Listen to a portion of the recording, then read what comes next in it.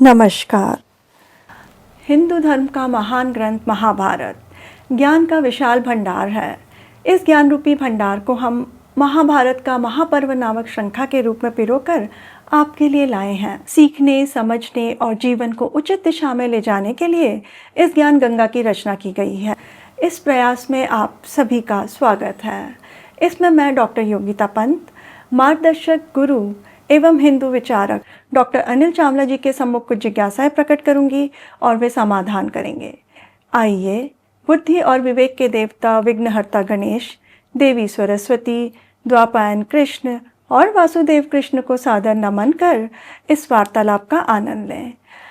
अनिल जी, बहुत बहुत स्वागत है आपका।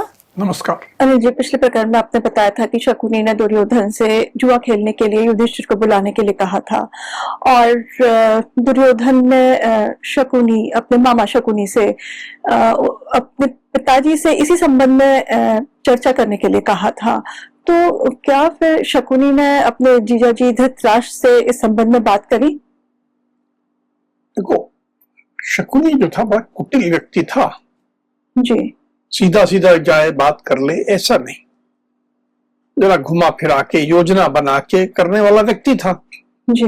गया शकुनी धृतराष्ट्र के पास गए और बड़े जैसे कि बहुत चिंतित हो वैसा भाव बना के बोला, अरे महाराज, दुर्योधन की कांति फीकी पड़ती जा रही है, उसका चेहरा फीका पड़ता जा रहा है जी। वह सफेद और दुर्बल हो गया है, उसकी बड़ी दयनीय दिशा है।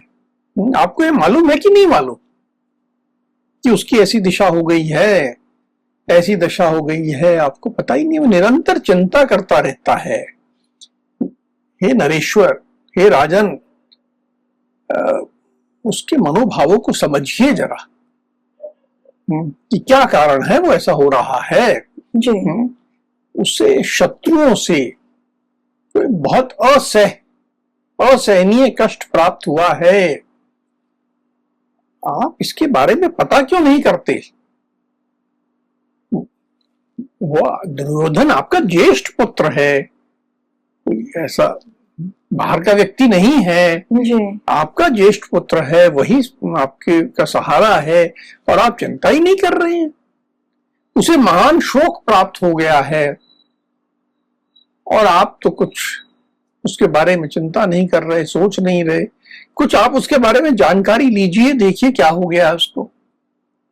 इस तरह करके शकुनी ने उनको बात कही। जी।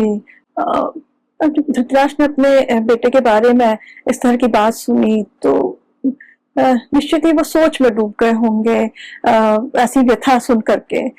तो उन्होंने उसके बाद क्या किया? एकदम चिंतित हो गए। अपने पुत्र से बहुत स्नेह करते थे जी। और उसको बुलाए, उसकी जगह जी। स्वयं धृतराष्ट्र अपने पुत्र दुर्योधन के पास चले गए और बोले कि बेटा दुर्योधन, तुम्हारे दुख का कारण क्या है? सुना है तुम बड़े कष्ट में हो। जी। यदि उस कष्ट का जो भी कारण है मेरे सुनने योग्य हो जी, तो मुझे बताओ। हे पुत्र, सारा जो महान ऐश्वर्य है, इस सब का भार तुम्हारे ही ऊपर है, तुम्हें ही संभालना है, तुम्हारी जिम्मेदारी है। तुम्हारे भाई और सब रिश्तेदार सुहृदय कभी तुम्हारे प्रतिकूल आचरण नहीं करते हैं, सब तुम्हारे अनुसार चलते हैं। तुम बहुमूल्य वस्त्र ओढ़ते हो, अच्छे कपड़े पहनते हो, सब तरह की ऐश्वर्य भोगते हो, बढ़िया भोजन करते हो, अच्छी जाति के घोड़े तुम्हारे रथों में लगे हुए हैं। फिर किस दुख में तुम सफेद और दुबले हो गए हो? जी। क्या कारण है? जी। तुम्हारे पास बहुमूल्य शैयाएं हैं, सब बिस्तर वगैरह सब अच्छे हैं, मन को प्रिय लगने वाली युवतियां हैं, जैसा भोग करना चाहो वैसा भोग करो। जी।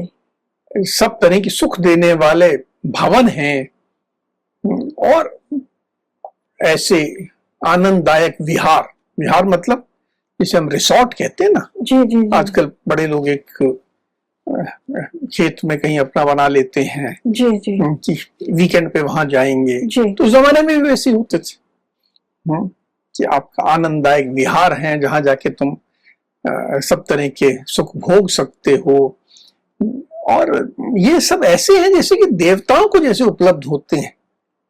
वो सब वस्तुएं, सब ऐश्वर्य तुम्हारे बस वाणी से कहने मात्र से ही तुम्हारे लिए सुलभ हैं। जी फिर तुम दीन की भांति क्यों शोक करते हो? कोई कारण ही नहीं कि तुम शोक करो।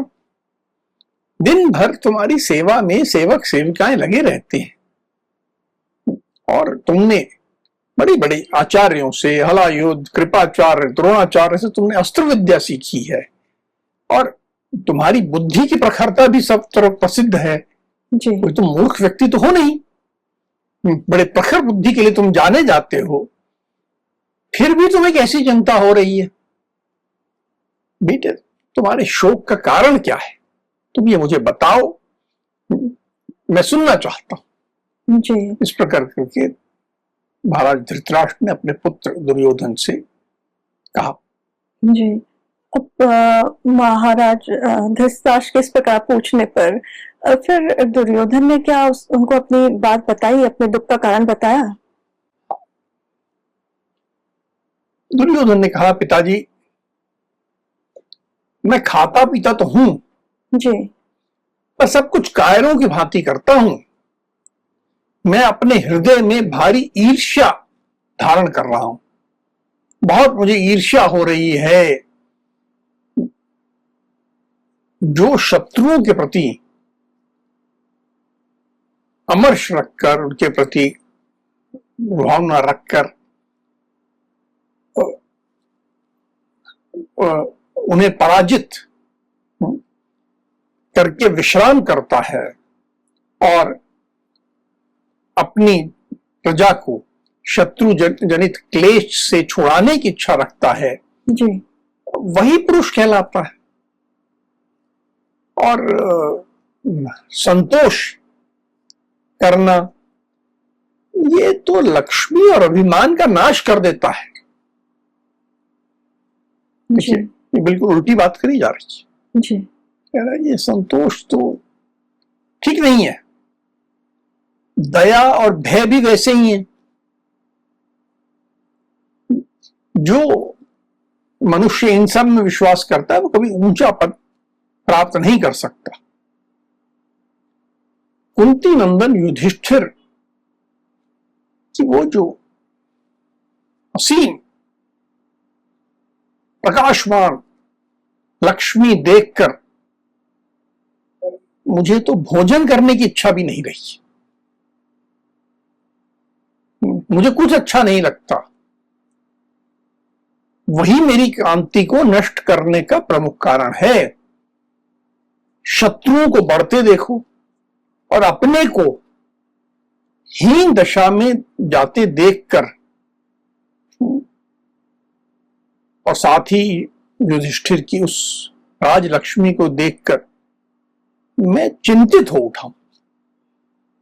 यही कारण है कि मैं दीन, दुर्बल और सफेद हो गया। मेरे चेहरे की रौनक चली गई है। मैं हर प्रकार से जैसे बीमार हो गया हूं।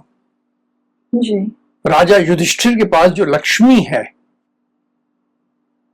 वह तो देवराज इंद्र और यम, वरुण तथा कुबेर, चक्षराज कुबेर जी के पास भी नहीं होगी।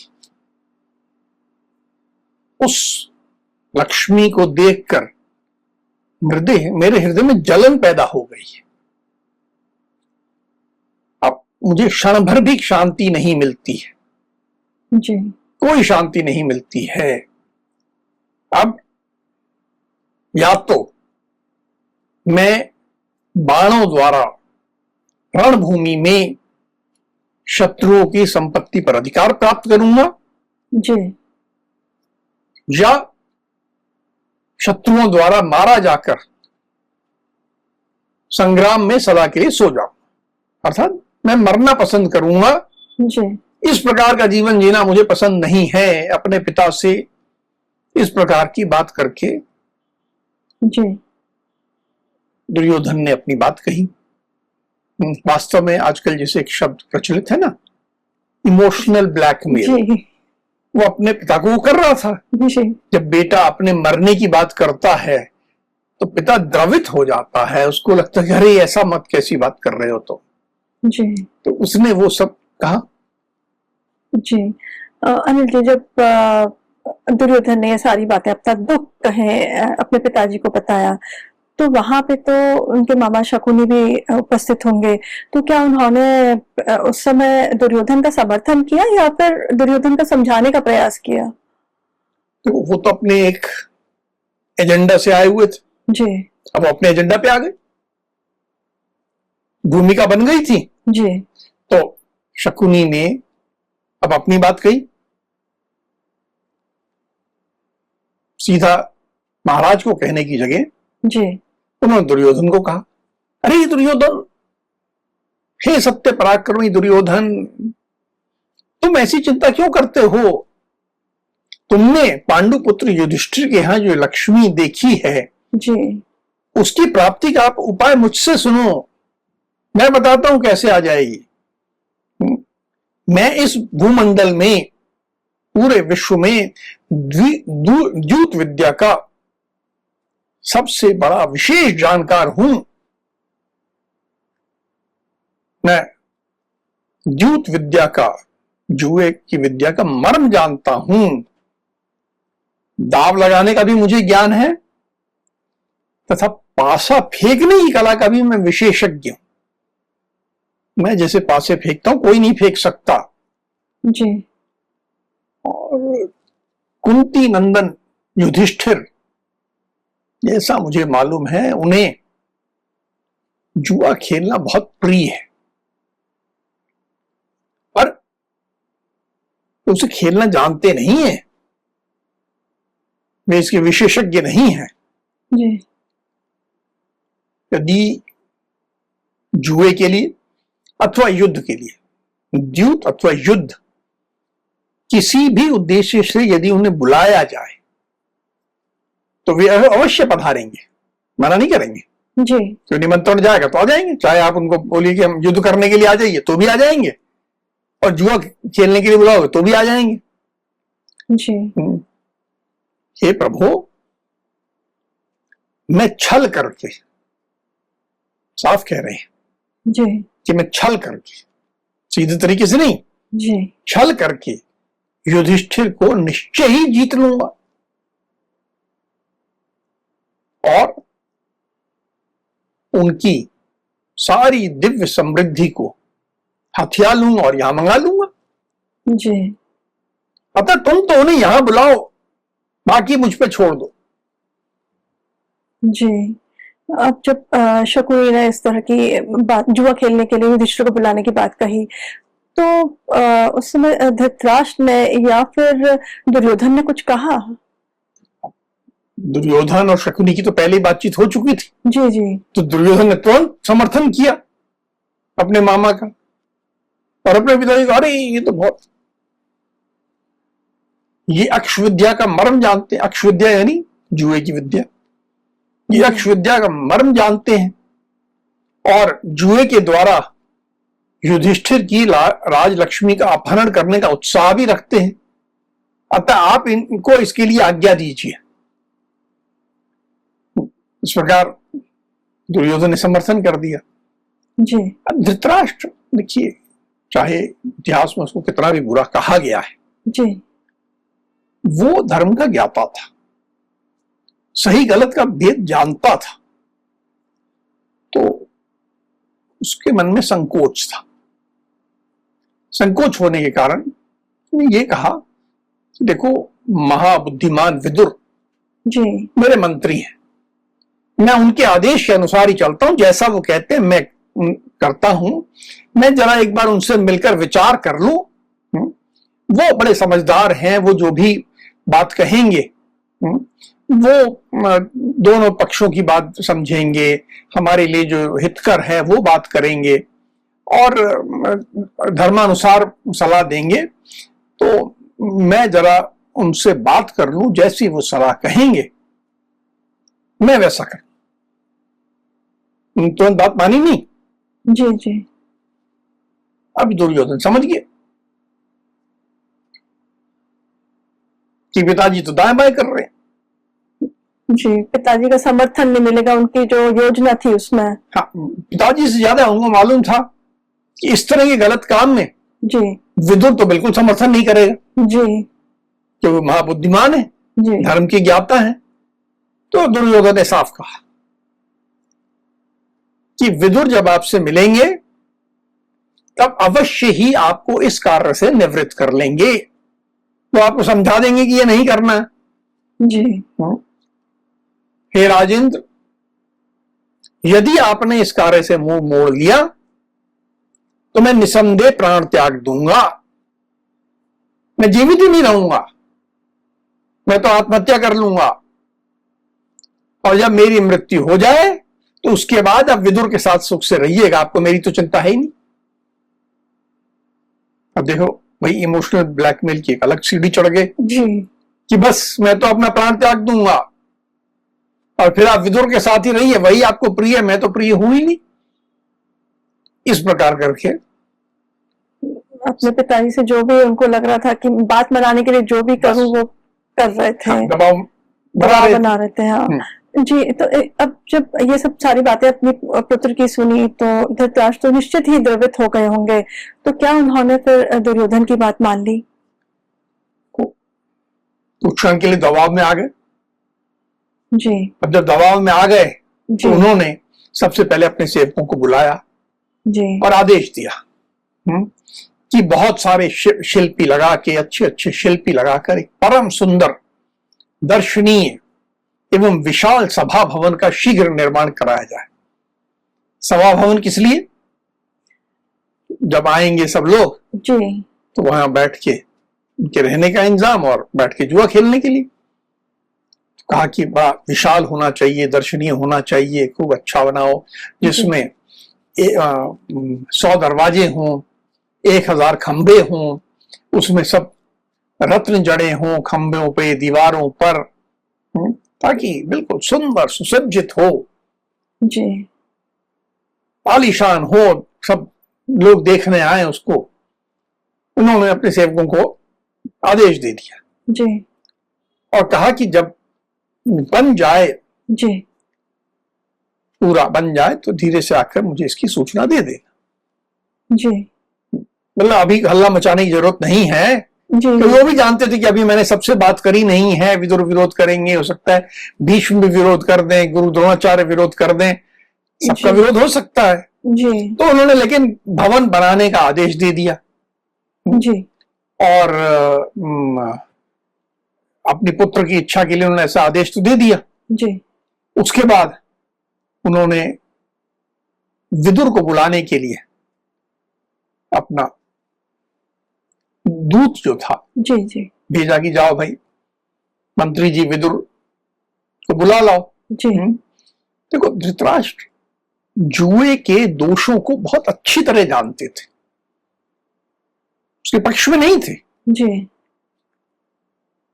जानते थे कि बहुत गलत चीज है, लेकिन पुत्र से स्नेह होने के कारण, पुत्र के मोह में पागल होने के कारण, सारे दोषों को जानते हुए भी वो कहीं ना कहीं उसकी ओर आकृष्ट हो रहे थे, लाचार हो गए थे।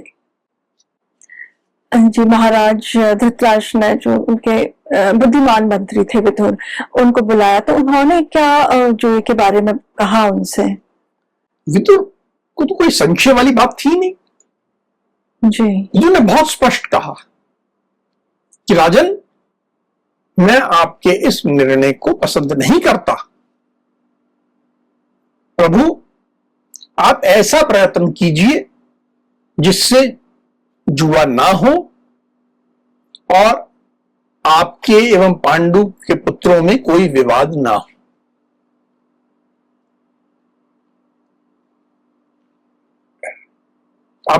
उन्होंने साफ कह दिया कि ये ऐसा, क्योंकि जुए से विवाद होता है, जी जुआ विनाश की जड़ है, इसमें कोई शंका वाली बात नहीं है। और विदुर बहुत स्पष्ट थे।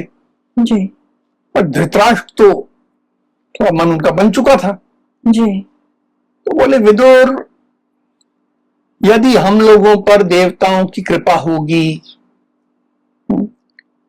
तो मेरे पुत्रों का पांडु पुत्रों के साथ निसंदेह कलह नहीं होगा, कोई क्लेश नहीं होगा। अशुभ हो या शुभ, हितकर हो या अहितकर, अब ये द्वित क्रीड़ा तो होनी ही चाहिए। अब ये भी जिद पे आ रहा है। कहते हैं पुत्र मोह, पुत्र की गलत बात का भी समर्थन कर रहे हैं जी, और विदुर जी को भी मनाने का प्रयास कर रहे हैं। इन्होंने मनाने का प्रयास नहीं किया, ये राजा थे, जी इन्होंने आदेश दिया। जी इन्होंने कहा कि अब ये द्यूत क्रीड़ा होनी ही चाहिए। और फिर थोड़ा सा एक कहा कि हे भारत, जब मैं गुरु द्रोणाचार्य, भीष्म तथा आप जैसे सब लोग वहीं पर रहेंगे तो कोई अन्याय नहीं हो पाएगा, कोई गलत नहीं हो पाएगा, जी सब सही होगा। आश्वस्त करने का कर रहे थे। जी और फिर आदेश दिया कि तुम ऐसा करो, वायु के समान वेगशाली घोड़ों द्वारा जुते हुए रथ में बैठकर अभी खांडव प्रस्थ जाओ जी और युधिष्ठिर को बुला कर ले आओ।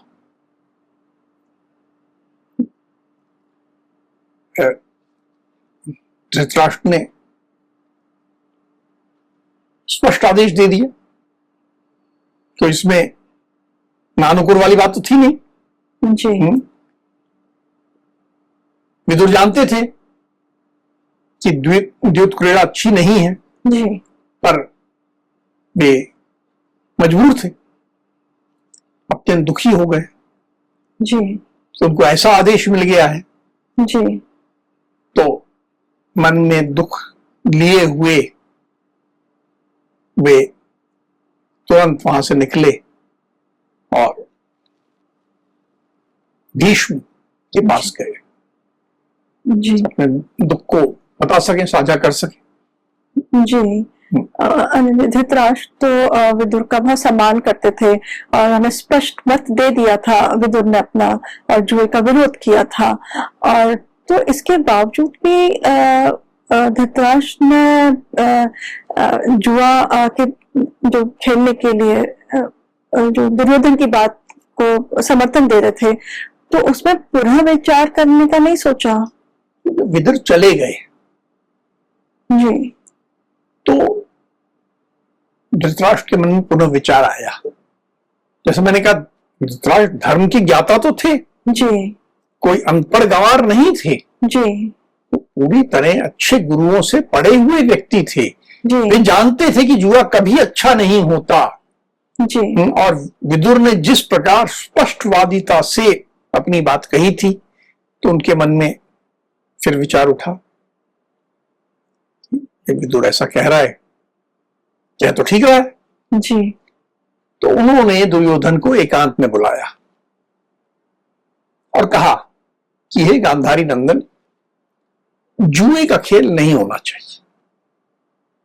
महाबुद्धिमान विदुर जी इसे अच्छा नहीं बताते हैं।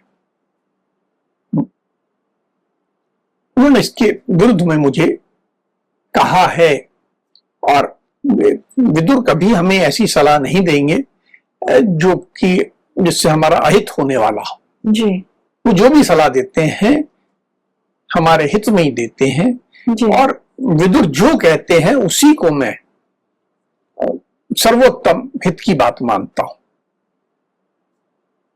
पूरी तरह समर्थन किया उन्होंने विदुर की बात। जी विदुर को आदेश तो दे दिया, जी लेकिन ठीक विपरीत बात दुर्योधन के साथ की कि नहीं, बात तो उन्होंने बिल्कुल सही कही है। और फिर दुर्योधन को कहा कि बेटा तुम भी वही सब करो जो कि तुम्हारे चाचा विदुर कह रहे हैं। जी। मेरी समझ में तुम्हारे लिए यही हितकर है। जुआ खेलने से कोई लाभ नहीं। जुए में सदा वैर विरोध की संभावना दिखाई देती है।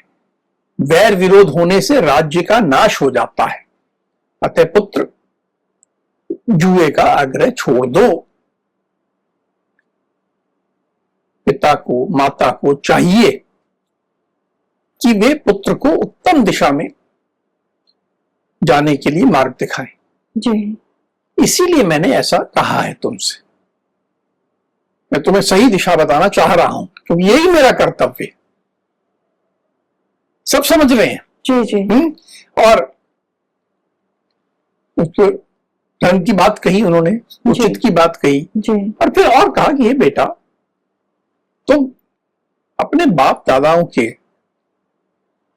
पद पर प्रतिष्ठित हो। तुमने वेदों का अध्ययन किया है, अच्छे अच्छे गुरुओं से शिक्षा प्राप्त की है। जी। तुम भाइयों में बड़े हो, अर्थात तुम राजा पद प्राप्त करोगे। राजा के पद पर तुम पहले ही प्रतिष्ठित हो चुके हो, तुम्हारा राज्याभिषेक हो चुका है। और ये तुम्हें जो राज्य मिला है, तुम्हारे बाप दादाओं का जो राज्य मिला है, ये धन से संपन्न है। कोई ऐसा विपन्न राज्य नहीं है जी। कि भाई गरीब राज्य है इसलिए क्या करूं मैं। नहीं, ऐसा नहीं है। ये बहुत संपन्न राज्य है। तुम्हें किस कल्याण में वस्तु की प्राप्ति नहीं होती है? हर चीज तुम्हारे लिए उपलब्ध है। जी। दूसरे लोगों के लिए जो दुर्लभ है, वह सब भोजन, वस्त्र, ऐश्वर्य की वस्तुएं सब तुम्हें प्राप्त है। फिर तुम क्यों शोक करते हो? क्यों इस प्रकार का लोभ करते हो? जी। धृतराष्ट्र ने अपनी ओर से पूरा प्रयास किया जी। कि वो अपने पुत्र को समझाए और उसे सही मार्ग पर ले आए। जी। अब अपने पिता धृतराष्ट्र ने जब दुर्योधन को इस तरह से समझाया, तो क्या दुर्योधन मान गया या उसको बात समझ में आई? समझने का तो प्रश्न उठता नहीं है। जी। वो तो विपरीत बुद्धि, जी। ठीक सोच, जी। सब जानते हुए भी गलत राह पे चलना, जी। उल्टी बहस करने लगा। कहने लगा कि मैं अवश्य अच्छा खाता हूं, अच्छा पहनता हूं, और क्या वो पर्याप्त है? जो केवल अच्छा खाता है, अच्छा पहनता है और अपने शत्रुओं के प्रति ईर्ष्या भाव नहीं रखता, वह अक्षम है, किसी योग्य नहीं है। ये जो सारी साधारण लक्ष्मी है ना, जिसकी आप बात कर रहे हो कि तुम खा रहे हो, पी रहे हो, जी। ये मुझे प्रसन्न नहीं कर सकती, क्योंकि मैंने असली लक्ष्मी देख ली है। ताजी, मैं वहां गया था। जी। वहां मैंने कुंती नंदन युधिष्ठिर की उस जगमगाती हुई लक्ष्मी को देखा, और उसको देखकर तो मैं व्यथित हो रहा हूं। वहां पर मैंने देखा कि कैसे सारी पृथ्वी युधिष्ठिर के अधीन हो गई है। ये देखने के बाद भी कि सारी पृथ्वी युधिष्ठिर के अधीन हो गई है, मैं पाषाण पत्थर के समान हूं, जो इस दुख को प्राप्त होने पर भी मैं जीवित हूं। मुझे तो ये देखकर ही मर जाना चाहिए था। मुझे सब भाइयों से ज्येष्ठ और सम्माननीय मानकर युधिष्ठिर ने मुझे कार्य सौंपा था। क्या कार्य सौंपा था? कि जो भी राजा आएंगे जी। उनसे जो भेंट, रत्न, धन संपदा लाएंगे, उसको लेने का काम मुझे नियुक्त किया था। जी। रत्नों और धन राशि को ग्रहण करते करते मेरे हाथ थक गए, मैं थक गया। पर रत्न राशि देने के लिए जो राजा आए थे उनकी भीड़ कम नहीं हुई। जहां तक मेरी नजर जाती थी वो कतार में खड़े हुए और भेंट लेके खड़े राजा दिखाई देते थे मुझे। इतनी धनराशि आई और श्रेष्ठ बहुमूल्य रत्नों की जो राशि एकत्र हुई उसका तो कोई आर पार ही दिखाई नहीं देता था, जैसे सागर हो ऐसे रत्न। फिर उन्होंने बताया कि मेरे साथ जो घटना हुई वो भी आपको बताता हूं। फिर वो सारी घटना बताई कि मैं भवन देखने गया था और कैसे एक स्थान पर जहां पर की जल नहीं था वहां मैं संभल कर चलने लगा, और जहां जल नहीं था वहां मैं चला गया और पानी में गिर गया। फिर कैसे एक जगह मुझे लगा कि यहां तो दरवाजा खुला हुआ है और मैं जाके टकरा गया जी। और एक जगह मुझे लगा कि दरवाजा बंद और धक्का देने लगा तो गिर गया। और फिर बताया कि कैसे वहां पर नकुल सहदेव ने मुझे हंसते हुए उठाया जी। फिर भीमसेन, अर्जुन, नकुल सहदेव ने मेरा उपहास किया और फिर इसने अपनी तरफ से जोड़ दिया कि मुझे धृतराष्ट्र पुत्र भी कहा जी। कि भाई जैसे तुम्हारे पिता अंधे वैसे तुम अंधे। जी। इस तरह मेरा बड़ा उपहास किया। मेरे लिए अब ये सब सहना संभव नहीं है, मेरे मन में बहुत संताप हो रहा है। सारे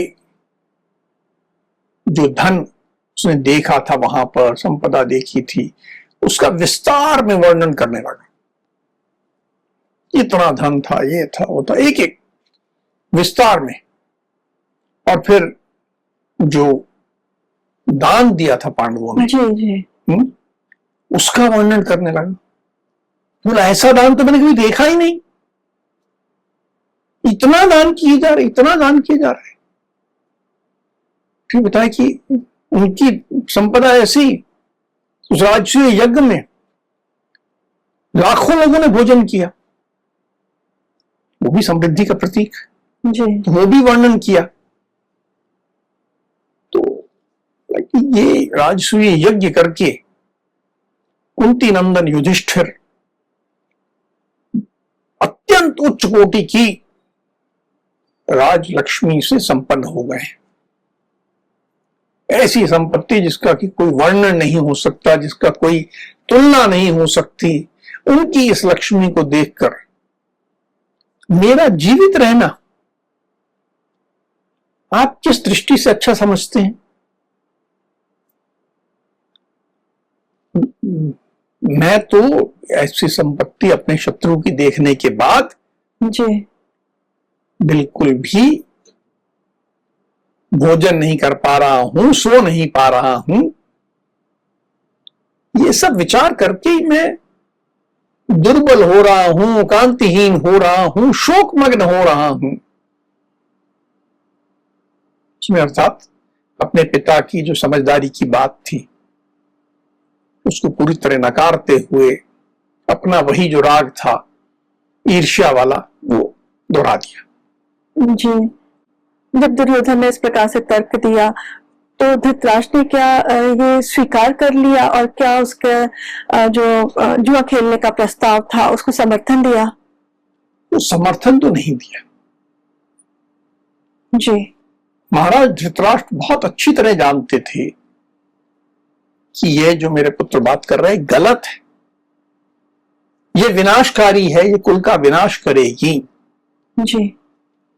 उसकी सारी बातों को समझ के और धर्म को समझते हुए धृतराष्ट्र ने एक बार और प्रयास किया कि मैं समझा दूं अपने पुत्र को। जी। समझाने का प्रयास किया। कहा हे दुर्योधन, तुम मेरे ज्येष्ठ पुत्र हो, तुम बड़े हो, और वही नहीं ज्येष्ठी रानी के गर्भ से उत्पन्न हुए। ऐसा नहीं कि छोटी रानी का बेटा है तो उसको कम मिलता है जी जी। या नहीं मिलता है, राज्याभिषेक तो बड़ी रानी के बड़े बेटे का होता है, तो तुम ज्येष्ठी रानी के गर्भ से उत्पन्न हुए हो, तुम बेटा पांडवों से द्वेष मत करो। ये जो ईर्ष्या के भाव तुम्हारे मन में है ये ठीक नहीं, ये द्वेष मत करो, क्योंकि द्वेष करने वाला मनुष्य मृत्यु के समान कष्ट पाता है। कभी भी द्वेष करने वाला व्यक्ति प्रसन्न नहीं रहता है। युधिष्ठिर को मैं जानता हूं, वो किसी के साथ छल नहीं करते हैं। उनका जो भी धन है वो तुम्हारा ही है, तुम्हारे जैसा ही है। तुम उसको लेके मन में इस तरह की दुर्भावना मत लाओ। जो तुम्हारे मित्र हैं वे उनके भी मित्र हैं, तुम आपस में तुम्हारे एक ही मित्र हैं। युधिष्ठिर कभी तुमसे द्वेष नहीं करते, तो तुम्हारे जैसे पुत्र को उनसे द्वेष क्यों करना चाहिए? तुम्हारा और युधिष्ठिर का कुल और पराक्रम भी एक जैसा ही है, एक ही गुरुओं से तुम पढ़े हो, एक ही तरह के तुम्हारा लालन पालन हुआ है। और बेटा तुम मोहवश अपने भाई की लक्ष्मी की इच्छा क्यों करते हो? तात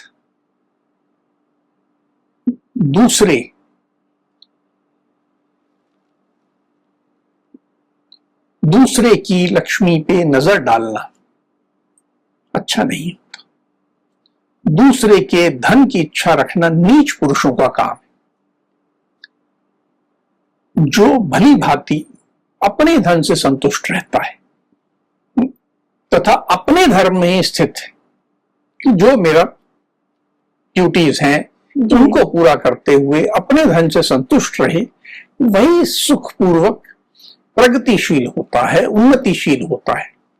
दूसरे के धन को हड़पने की कोई चेष्टा ना करना, अपने कर्तव्य को पूरा करने के लिए सदा प्रयत्नशील रहना और अपने को जो कुछ प्राप्त है उसकी सदा रक्षा करना। लेकिन 3 बातें उन्होंने कही, ये बड़ी महत्वपूर्ण है जी। पहला कि दूसरे के धन को हड़पने की चेष्टा नहीं करना जी, कि उसका धन, उसकी गाड़ी, उसका मकान मेरा हो जाए, ये इनके इन प्रकार नहीं, ये गलत जी। दूसरी बात, अपने कर्तव्य को पूरा करने के लिए सदा प्रयत्नशील रहना कि मेरा कर्तव्य मुझे करना है। और तीसरी बात कि जो मुझे अपना धन मिला है उसकी सदा रक्षा भी करना जी। ये नहीं कि उसके प्रति लापरवाह हो जाना जी। ये तीनों जो करता रहता है यह उत्तम वैभव को प्राप्त करता है। यही उत्तम वैभव का लक्षण है। ने बहुत समझदारी की बात कही है। उन्होंने कहा कि जो विपत्ति में व्यथित नहीं होता, सदा उद्योगशील बना रहता है, जिसमें प्रमाद का भाव है तथा जिसके हृदय में सदा विनय रूपी सद्गुण है, वह चतुर मनुष्य सदा कल्याण ही देखता है। अपने पुत्र को कितने अच्छे अच्छे उपदेश दे रहे हैं जी, कि प्रमाद मत करो, विनयशील बने रहो, उन्नति के पथ पे जाओ, लेकिन विनय से, धर्म का पालन करते हुए, सद्गुणों के अनुसार, तो उसमें सदा कल्याण मिलेगा।